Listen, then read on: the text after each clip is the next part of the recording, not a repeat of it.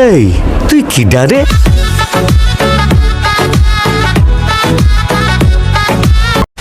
So hey guys, welcome back. I hope কি তোমরা সকলে ভালো আছো এন্ড আমিও ভালো আছি এন্ড আশা করছি তোমাদের ঈদ অনেক ভালো কাটছে। এখন কথা হইতাছে, এই ঈদে আমি ট্যুর দিছিলাম এন্ড তোমাদেরকে আমি আমার লাস্ট ভিডিওতে বলে গেছিলাম যে ঈদের পর বা আমি যখন আবার নেক্সট ভিডিও আপলোড করব, সবার আগে আমি কাপল ব্লগারদের নিয়ে ভিডিও আপলোড করব। এখন আমি কাপল ব্লগারদের কি রোস্ট করব। ওমর একটা ভিডিও আপলোড করছে, মানে ওমর তো ফানি ভিডিওস মেক করে, বাট আমার মতে ওমর যে ফানি ভিডিওস গুলো মেক করতেছে বর্তমানে, সেগুলো একাধারে মনে করো যে ফানি ভিডিও হইতাছে আবার রোস্টিংও হয়ে যেতেছে ইনডিরেক্টলি আর কি। মানে ultimately roasting plus funny video বলতে পারো আর কি, যেটা আমার কাছে পার্সোনালি খুবই ভালো লাগে। যদিও আমি লাস্ট ভিডিওটা দেখি নাই ওমরের, বাট আমি কালকে আমার একটা ওল্ড ভিডিও আপলোড করছিলাম যাতে তোমরা কিছু একটা এনজয় করো, কারণ আজকে আমি আমার নতুন ভিডিও আপলোড করব। এখন দেখলাম যে আমার ওল্ড ভিডিওটা আপলোড করার পর তোমরা অনেকেই কমেন্টস করতেছিলা যে ওমরের নতুন ভিডিওতে রিঅ্যাকশন দিই। যদি ওই চ্যানেলে আমি তেমন একটা রিঅ্যাকশন দিই না, মাঝে মাঝে ফ্রি ফায়ারের ভিডিওস এর উপর রিঅ্যাকশন দিই, বাট তারপরও চিন্তা করলাম যে ওমরের ভিডিওটা যেহেতু কাপল ব্লগারদের টপিক নিয়ে আর তোমরা যেহেতু এতই কমেন্টস করতেছো, তাহলে দেখা যাক যে ওমর আসলে কেমন ভিডিও বানাইছে। ওর ভিডিওটা হইতাছে 23 মিনিটের ভিডিও, যেটা ফুললি দেখানো সম্ভব না। আর ভিডিওটার হাইপ কেমন সেটা তোমরা ভিডিওর ভিউজের দিকে তাকালে বুঝতে পারবা। 2 দিনে 2 মিলিয়ন ভিউজ ক্রস করছে।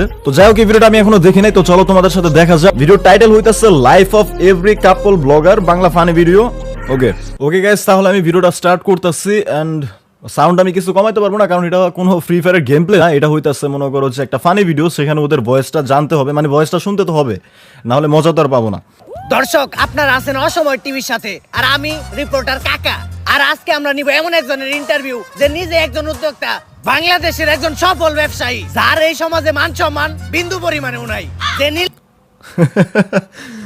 মানে এটা কি বুঝাইছে আমি তোমাদেরকে বলি, মানে কাপল ব্লগাররা ব্যবসায়ী বা মানে যে ব্যবসাটা করতেছে অনলাইনে, ওইখান থেকে টাকা কামাইলেও ঠিক আছে, বাট মানিজ্জত কিছুই নাই। বৌদিয়া ব্যবসা করতেছে, মানিজ্জত কি থাকবে?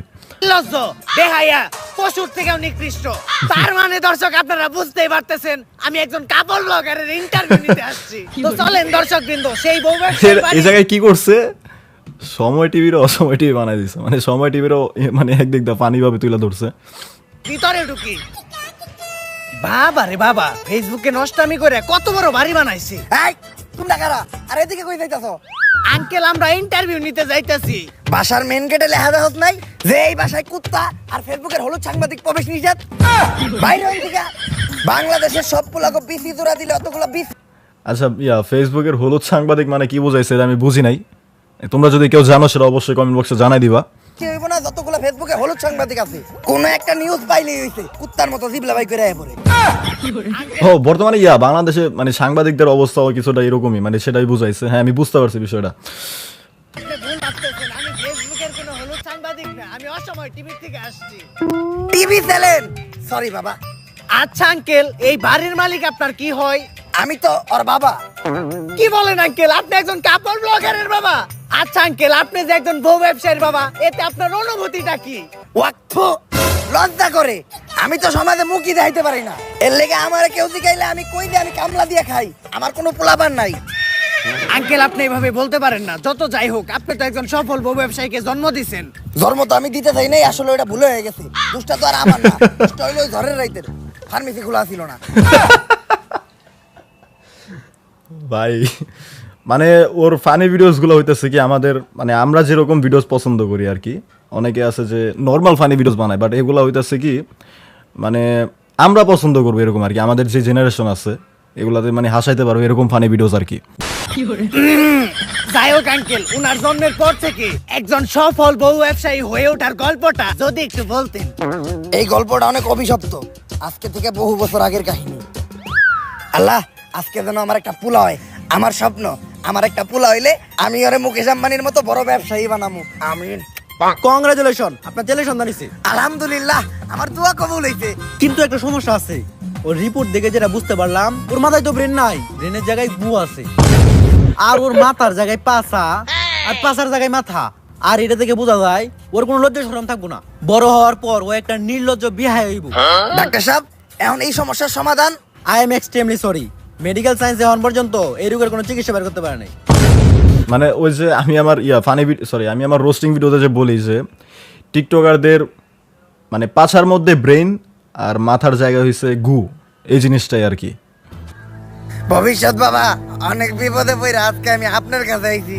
আমার একটা পোলা হইছে, ডাক্তার কইছে ওর মাথায় মগজ নাই, ওর মাথায় গু। আর ওর নাকি মাথার জায়গায় পাছা হইছে আর পাছার জায়গায় মাথা। এর লেগে ওর নাকি কোনো লজ্জা শরম থাকবো না। আমার স্বপ্ন হইলো আমি আমার পোলারে বড় একটা ব্যবসায়ী বানাবো, কিন্তু এগুলা দেখার পর তো মনে হইতাছে ও বড় হইয়া টিকটকার হইব। বাবা আপনি কিছু একটা করেন। তুই কান দিস না বচ্চ, এখনই আমি তোর পোলার ভবিষ্যৎ দেখতাছি। আই এম ব্যাক, ধিমু এবার কাপল ব্লগার করে ঠেক। চিন্তা করিস না বচ্চ, আমি এইমাত্র তোর পোলার ভবিষ্যৎ দেখলাম। তোর পোলা বড় একজন সফল ব্যবসায়ী হইব, টাকা কামানোর জন্য তোর পোলা সবকিছু করব, এমনকি নিজের মান সম্মান পর্যন্ত বিলিয়ে দিব। দেখ বাবা, তাহলে আমার পোলারে আমার ব্যবসায়ী বানানোর স্বপ্নটা পূরণ হইব। কিন্তু বাবা আপনি তো আমার এইটা কইলেন না যে আমার পোলা বড় হইয়া কি ব্যবসা করব। বউ ব্যবসা করব। যতটুকু কইছি আমি আর কইতে পারবো না। ওরে ধর্ম দিয়ে আমি এক পাপ করছি, ওর কাহিনী কইয়া আমি আর পাপ কামাইতে চাই না। আস্তাগফিরুল্লাহ, নাউযুবিল্লাহ। মানে ওরা কি করতেছে, ওমররা বেসিক্যালি মনে করো যে সময়ের সাথে তাল মিলায় মিলায় ভিডিওস গুলা বানাইতেছে, যেটার কারণে ওদের ভিউজ গুলার হাইপ অনেক বেশি থাকে ভিডিওস গুলার আর কি। আর মানুষ দেখাও মজা পায়, মানে মানুষ চাইতেছে যে এইসব কাপল ব্লগারদেরকে রোস্ট করুক বা এদেরকে নিয়ে ফানি ভিডিওস বানাক। যাই হোক, আমি কিন্তু আমার নেক্সট ভিডিওতে কাপল ব্লগারদের নিয়ে রোস্ট ভিডিও আনবো, যেহেতু আজকেই আনতে চাইছিলাম, বাট তোমাদের কমেন্টস দেখে আমি আর মানে রিয়াকশনটাই আনলাম। পোলাপান বলে এত খারাপ হয়? কাপল ব্লগার কো নাম মুহে নিছি, এখন যে আবার আমার উযু করতে হইব। আস্তাগফিরুল্লাহ, নাউযুবিল্লাহ। দর্শক, একজন বউ ব্যবসায়ীর বাকি সফলতার কাহিনীটা আমরা তাদের মুখ থেকেই শুনবো, চলেন। দর্শক, আমাদের মাঝখানে আছে দেশের সবচাইতে স্বনামহীন বিশিষ্ট বউ ব্যবসায়ী সম্রাট। আমাদের লজ্জা শরম নাই, তাই আচ্ছা, এখানে কি লাগছে? আমরা কাপল ব্লগার, আমাদের সম্মান দিয়ে লজ্জা দেবে না। কি রে ভাই, আমরা কাপল ব্লগার, আমাদের লজ্জা শরম নাই, তাই আমরা বউ বেচা খাই। বা মানে ওদের মাথায় আইডিয়া ভালোই আছে। আমরা বউ ইচ্ছা খাই। তো ভাই আপনি কাকে ভাবিরে তো দেখতাছি না। আমরা একটু বাইরে গেছিলাম তো, আপনার ভাবি বোরকা পরা ছিল, তাই ওরে বোরকাটা খুলে আসতে বলছি, কারণ বোরকা পরা অবস্থায় ইন্টারভিউ দিলে ইন্টারভিউতে ভিউ কম আসবো। ও ম্যান, তো দর্শক, আমাদের ভাবি পরহেজগার মানুষ, বাইরে গেলে বোরকা পরে, পর্দা করে। আরে ওইরকম কিছু না, আসলে বোরকা ছাড়া বাইরে গেলে সবাই ওরে চিনালায়, তারপরে গালাগালি করে। ওই তো চলে আসছে। ভাবি আপনি আমার পাশে বসলেন যে? আর এই সমস্যা নাই, আমি কাপল ব্লগারে বউ না, ভিডিওর বিয়ের জন্য আমি যাত্রার সাথে বসতে পারি, যাইতে তাই করতে পারি। বেবি তুমি ওনার কোলে উঠে বসো, কোলে উঠে বসলে এই ইন্টারভিউটার ভিউ আরো বেশি হইব। আরে না থাক, এত ভিউয়ের দরকার নাই, আমরা ইন্টারভিউতে ফিরে যাই। তো মানে আপনার আমরা কি রোস্ট করবো? মানে ওই তো কাপল ব্লগারদের ধুয়া দিতেছে ভাই। কাছে আমার প্রথম প্রশ্ন, আপনি কিভাবে এই বউ ব্যবসা শুরু করলেন? দেন, এই বউ ব্যবসার যাত্রাটা এতটা সহজ ছিল না। আমি ছোটকাল থেকে ছিলাম একটা অকর্মা গাধা ব্যাককল। আমার ব্রেনা ছিল আমার পুটকিতে, তাই আমার দিয়ে কোনো কাজকর্ম হইতো না। যেই চাকরি করতে যাইতাম ওই জায়গায় খালি লাত্তেই খাইতাম, তাই আমি মানসিক ভাবে অনেকটা ভাঙা পড়ি। তারপরে একদিন আমি আমার প্রিয় শায়কের একটা ওয়াজ শুনলাম যে যদি তুমি কোনো মেয়েকে দেখে মানসিক শান্তি পাও, দ্যাটস ইনাফ ফর ইউ। তারপরে আমি খুঁজে ভাই এই জায়গায় ওই যে কি জানি মাঝখান দিয়ে একটা হুজুর না কি জানি ভাইরাল হইলো, ওইটারও তুইলা আনছে ভাই। পেলাম আমার মানসিক শান্তি। আর ওরার আমার ভিতর একটা জিনিসের মিল আছে, কি জানেন? কি? আমরা দুইজনেই নির্লজ্জ বেহায়া। এটাই বুঝছিলাম আমি। আর বিয়ের শুরুতে আমাদের আর্থিক অবস্থা তেমন একটা ভালো ছিল না, আর ব্যবসা করতে তো পুঁজি লাগে, আমার কাছে ব্যবসা করার মতো পুঁজিও ছিল না। তখনই আমার মাথায় আসে একটা বিজনেস প্ল্যান। ভাই ওর মাইন্ড সেট আপ, মানে ওর যে ভিডিও মাইন্ড সেট আপটা তৈরি করছে যেভাবে, আমিও কিন্তু সেভাবে বলি যে ওরা আসলে ফকিন্নি থাকে, মানে কাপল ব্লগার্সরা আসলে জন্মগত ফকিন্নি থাকে, বিয়া কইরা লায় আবেগে চুদনে প্রেম কইরা, তারপরে খাইবো কি সেই চিন্তা ভাবনা না কইরা মনে করো যে নির্লজ্জের মতো যায় কাপল ব্লগস বানায়। যে ব্যবসা করতে কোনো পুঁজির প্রয়োজন হয় না, শুধু একটা বউ থাকলেই চলে। আর এমনি ব্যবসায় তো লস খাওয়ার সম্ভাবনা থাকে, কিন্তু এই ব্যবসায় লস খাওয়ার কোনো চান্সই নাই, খালি সফলতা আর সফলতা। সেইটাই হচ্ছে এই বউ ব্যবসা। আর তারপর থেকেই আমরা শুরু করি এই কাপল ব্লগ, আর আজ আমি একজন সফল বউ ব্যবসায়ী। ভাই দর্শক জানতে চাই, আপনার এই সফলতার পিছনে আপনার বউয়ের অবদান কতটুকু? আরে পুরো অবদানই তো আমার বউয়ের। এই কাপল ব্লগে সফল হইতে গেলে শুধু আপনার একার নির্লজ্জ হইলেই হইব না, আপনার বউয়েরও হইতে হইব নির্লজ্জ। বউ যত বেশি নির্লজ্জ, কাপল ব্লগে তত বেশি ভিউ। এই যেমন ধরেন, আমি যদি এখন ওরে কই যে জামাটা খুইলা লাও, ক্যামেরার সামনে জামা খুইলা লাইবে, 1 সেকেন্ডও ভাববো না। আরে বেবি এখন খুইলো না, এটা তো আমাকে ক্যামেরা না, জামা খুলবা খেলে আমাকে ক্যামেরার সামনে, ভিউ বেশি হইব। আমাকে লজ্জা শরম নাই, তাই আমরা বউ ইচ্ছা খাই। তো ভাই ভাই এই ভিডিওর পরে যদি কাপল ব্লগার কো লজ্জা শরম না হয়, তাহলে আর কিছু করার নাই। ঠিক আছে, রোস্টারদের কথা তো বাদই দিলাম, ওমরের তো ভালো একটা অডিয়েন্স আছে, ফ্যান ফলোয়ার্স আছে, তাই না? ওমরের একটা হিউজ অডিয়েন্স আছে, অনেক বেশি অডিয়েন্স, মানে 2 দিনে 2 মিলিয়ন প্লাস ভিউজ ক্রস করছে। এরপরও যদি কাপল ব্লগারদের লজ্জা শরম না হয়, ভাই ওই তো লজ্জা শরমই নাই, লজ্জা শরম হইব কেমনে? যাই হোক ভিডিওটা এনজয় করি। আমরা শুনেছি কিছুদিন আগে ভুলবশত আপনাদের একটি লিঙ্ক ভাইরাল হয়েছিল, এই বিষয়ে যদি কিছু বলতেন।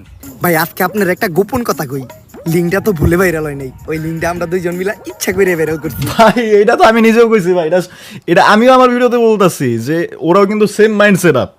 আমি বলতাছি ওরা কখনো এটা ভুলবশত ভাইরাল হয় নাই। ওই যে জান্নাত তোর যে কথা বলতাছে, ওরা নিজেরাই ভাইরাল করছে। এটা আমি সবসময় বলি, এখনো বলতাছি, ওরা নিজেরাই ভাইরাল করছে। ওটা যদি ভাইরাল না করতো ওই বালসাল গুলারে কেউ চিনতোই না, ওই জান্নাত তোরে কেউ চিনতো না। এটা ওরা নিজেরাও জানতো যে ওরা যদি নিজেরা এই লিঙ্ক ভাইরাল না করতো এটা কেউই চিনতো না ওদেরকে। এই যে ওরা লিঙ্ক ভাইরাল করছে, এখন মনে করো যে কত ভিডিওস বানাইতেছে, ওদেরকে নিয়ে আমি নেক্সট ভিডিওটা বানাবো। বেবি দুইজনে ভিডিওতে এত নষ্ট আমি করলাম, ভিডিওর ভিউ বাড়ানোর জন্য নির্লজ্জের সর্বনিম্ন স্তরে নেমে গেলাম, তারপরেও তো ভিডিওর ভিউ বাড়তাছে না। আমা করে কেউ চিনে না, আমগো কোনো টাকা ইনকাম হয় না, অভাবের সংসার, দিন আনি রাত খাই, এইভাবে আর কতদিন চলবো? বেবি একটা জিনিস খেয়াল করছো, ইদানিং কিন্তু লিঙ্ক ভাইরাল হয়, আর যাদের লিঙ্ক ভাইরাল হয় লিঙ্কের সাথে সাথে কিন্তু তারাও ভাইরাল হয়ে যায়। আর ভাইরাল মানে ফেসবুকে মিলিয়ন মিলিয়ন ভিউ, আর ভিউ মানে টাকা। তো কি বলো তুমি আমি মিলা যে মোবাইল দিয়ে একটা দুষ্ট ভিডিও রেকর্ড করছিলাম, ওটা ভাইরাল করে দেই? জান এই কথাটা তো অনেক আগে থেকে আমি তোমারে বলতে চাইতেছিলাম, কিন্তু বলি নাই, তুমি কি না কি মনে করো। আরে আমি কি মনে করবো, কাপড় ব্লগ করি মানে আমি তোমার থেকে বেশি বেহায়া। ওইটা তো আমি জানি, কিন্তু ভিডিওটা ভাই ভাই ওদের ওমরের টিমের মাইন্ডসেট আর আমার মাইন্ডসেট প্রায় অনেকটাই সেম। মানে কাপল ব্লগ ওরা যেভাবে মনে করো যেসব কিছু ভাইবা মনে করো ভিডিওটা বানাইতেছে না, এগুলোই আমি ভাবছি কাপল ব্লগারদের নিয়ে। এটা লইয়া যাওয়ার পর আমরা মানুষের কাছে কি জবাব দিব? আরে বলবো আমাদের মোবাইলটা হারিয়ে গেছিল, তারপর কেউ না কেউ ভাইরাল করে দিছে। ডান। বেবি আমাদের লিঙ্ক তো ভাইরাল হয়ে গেছে, আর লিঙ্ক ভাইরাল হওয়ার পর আমাদের ফেসবুকের প্রত্যেকটা ভিডিওতে মিলিয়ন মিলিয়ন ভিউ, আর আমাদের ফ্যান ফলোয়ারও কমেন্ট করতেছে। দেখি কি কমেন্ট করছে। আপনাদের এই ভিডিওটা ভালো লাগছে, এরপরের লিংকের জন্য অপেক্ষায় রইলাম। ওইদিকে দেখবো সবাই আমাদের খেলা, আর এইদিকে চলবো আমাদের পেজে লাইক আর ভিউ এর মেলা। এইটাই তাহলে আসল কাহিনী। হ্যাঁ, কিন্তু এই ক্লিপটা আবার ইন্টারভিউতে দিয়েন না, এডিটের সময় এই ক্লিপটা কাইটে দিয়েন। কিন্তু এটা তো লাইভ চলতাছে। আরে কি এর ওইটা লিংক, ওইটা তো একটা শিক্ষণীয় ভিডিও। ওইটার মাধ্যমে আমরা যুব সমাজকে শিখাইছি যে কিভাবে আপনারা লিংক ভাইরাল হওয়ার পরেও আমাদের মতো সুইসাইড না কইরা অসম্মানের সাথে এই সমাজে বেঁচে থাকতে পারবেন। আচ্ছা ভাই, এই লিঙ্ক ভাইরাল হওয়ার পর পাবলিক আপনাদের মানে কিভাবে আসলে এই জিনিসটা কি, মানে এই সমাজে মান সম্মান নিয়ে কেউই ভাবে না, ঠেকার লইগা আর কি ইজ্জত মিজ্জত সব বিলাই দিতেছে। নিয়েছে? আরে একেবারে পজিটিভলি নিছে। এই দেন আমাকে ভিডিওর কমেন্ট যাইতাছি, এই যে একজন কমেন্ট করছে, কুত্তার বাচ্চারা তোরা এখনো সবার সামনে মুখ দেখাস কেমনে? আরে এটা তো আমাকে হেটার, আপনি এর পরের কমেন্টটা পড়েন। ভাই আগের 2 মিনিট 91 সেকেন্ডের ভিডিওটা একটু ছোট হয়ে গেছে, এরপর 1 ঘন্টার একটা ভিডিও দেখতে চাই। এই আপনি পরবর্তী প্রশ্নে যান। তো মানুষ বলে কাপড় ব্লগারদের কন্টেন্ট নাকি সবচাইতে খ্যাত কন্টেন্ট, জঘন্য কন্টেন্ট। তো এই বিষয়ে আপনার মতামত কি? কে বলছে? আমাদের কাপল ব্লগারদের কন্টেন্টই তো সবচেয়ে কোয়ালিটিফুল কন্টেন্ট। আমাদের কন্টেন্ট গুছানো, শিক্ষণীয়। যেমন ধরেন, দর্শক একটা কথা আপনারা শুনলে একদম অবাক হয়ে যাবেন, আমার বউয়ের আজকে হইছে পাতলা পায়খানা, ও সেই সকাল 6টায় ঢুকছে। ভাই আমি মাঝে মাঝে কইছে আঁকতে গেল ওটা নিয়ে একটা কন্টেন্ট বানাই ফেলবে। ভাই কইলাম তো তোমাদেরকে সেম মাইন্ড সেট আপ। আর এখন পাতে দুপুর 1টা, এই পর্যন্ত ও খালি হাঁকতেই আছে। এই দেখেন পুপুকের আওয়াজ হইতাছে টয়লেটের ভিতর থেকে, কি গন্ধ। তো যাই হোক গাইস, অলরেডি 11 মিনিট প্লাস হয়ে গেছে। আমার তো ফুল ভিডিও আর কি রিয়াকশন দেওয়া সম্ভব না, মানে আমি ফুল ভিডিও দেখতে পারবো, মানে ফুল ভিডিও আর আপলোড করা সম্ভব না। পরে দেখা যাবে যে আমার ফুল ভিডিও আপলোড করতে করতে দিন শেষ হয়ে গেছে। তো কালকে আমি আরেকটা ভিডিও আপলোড করবো। এখন তোমরা আমাকে জানাই দিও যে আসলে কালকে আমি কি ভিডিও আপলোড করবো, রোস্টিং ভিডিও মানে কাপল ব্লগারদের রোস্ট করবো, নাকি যে ওমরের বাকিটুক ভিডিও আর কি রিয়াকশন দিব আবার, সেটা তোমরা প্লিজ কাইন্ডলি আমাকে জানাই দিবা তাড়াতাড়ি, কারণ কালকে আমার ভিডিও আপলোড করতে হবে। এখন তোমরা যেটা চাও সেটাই আপলোড হবে। ওকে, তো দেখা হচ্ছে নেক্সট ভিডিওতে। Till then bye bye, take care.